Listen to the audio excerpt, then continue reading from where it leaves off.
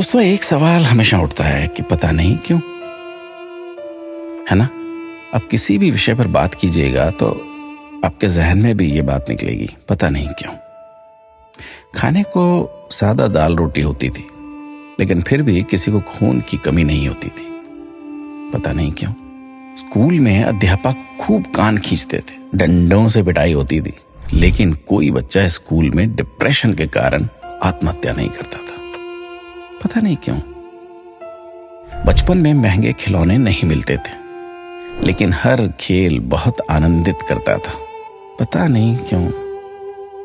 घर कच्चे होते थे, कमरे कम होते थे, लेकिन माता पिता कभी वृद्धाश्रम नहीं जाते थे, पता नहीं क्यों।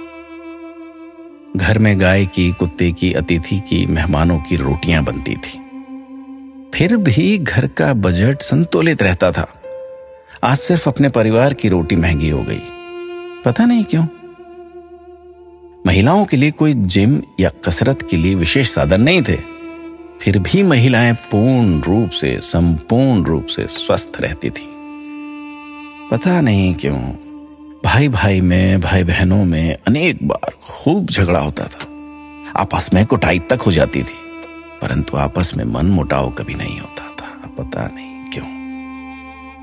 परिवार बहुत बड़े होते थे, पड़ोसियों के बच्चे भी दिन भर खेलते थे, फिर भी घरों में ही शादियां होती थी, पता नहीं क्यों।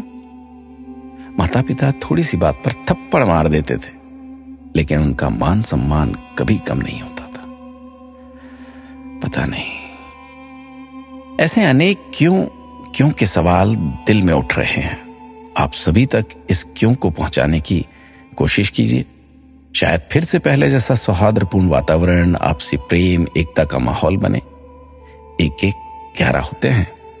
अपना ख्याल रखिएगा।